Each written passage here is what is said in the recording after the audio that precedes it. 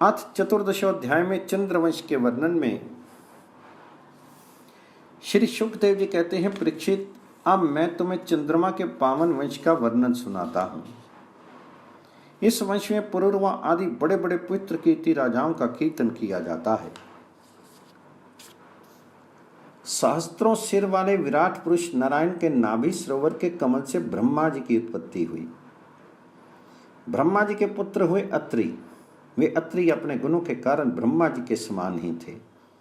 उन्हीं अत्रि के नेत्रों से अमृत में चंद्रमा का जन्म हुआ।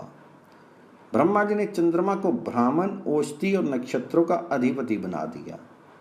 उन्होंने 3 लोकों पर विजय प्राप्त की और राजसूय यज्ञ किया।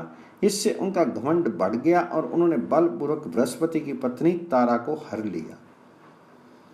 देवगुरु बृहस्पति ने अपनी पत्नी को लौटा देने के लिए उससे बार बार याचना की, परंतु वे इतने मतवाले हो गए थे कि उन्होंने किसी प्रकार उनकी पत्नी को नहीं लौटाया। ऐसी परिस्थिति में उनके लिए देवता और दानव में घोर संग्राम छिड़ गया। शुक्राचार्य जी ने बृहस्पति के द्वेष से असुरों के साथ चंद्रमा का पक्ष ले लिया और महादेव जी ने स्नेहवश समस्त भूतगणों के साथ अपने विद्या गुरु अंगरा जी के पुत्र बृहस्पति का पक्ष लिया। देवराज इंद्र ने भी समस्त देवताओं के साथ अपने गुरु बृहस्पति जी का ही पक्ष लिया। इस प्रकार तारा के निमित्त से देवता और असुरों का संहार करने वाला घोर संग्राम हुआ।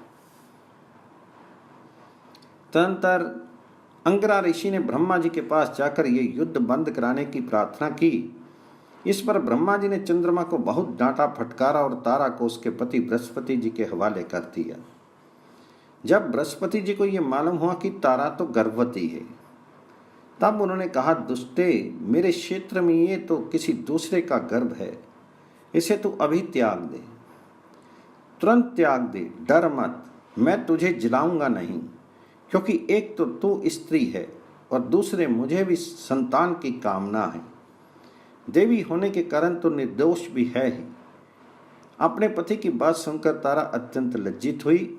उसने सोने के समान चमकता हुआ एक बालक अपने गर्भ से अलग कर दिया। इस बालक को देखकर बृहस्पति और चंद्रमा दोनों ही मोहित हो गए और चाहने लगे कि ये हमें मिल जाए। अब वे एक दूसरे से इस प्रकार जोर जोर से झगड़ा करने लगे कि ये तुम्हारा नहीं, मेरा है। ऋषियों और देवताओं ने तारा से पूछा कि ये किसका लड़का है, परंतु तारा ने लज्जावश कोई उत्तर नहीं दिया। बालक ने अपनी माता की झूठी लज्जा से क्रोधित होकर कहा, दुष्टे, तू बतलाती क्यों नहीं? तो अपने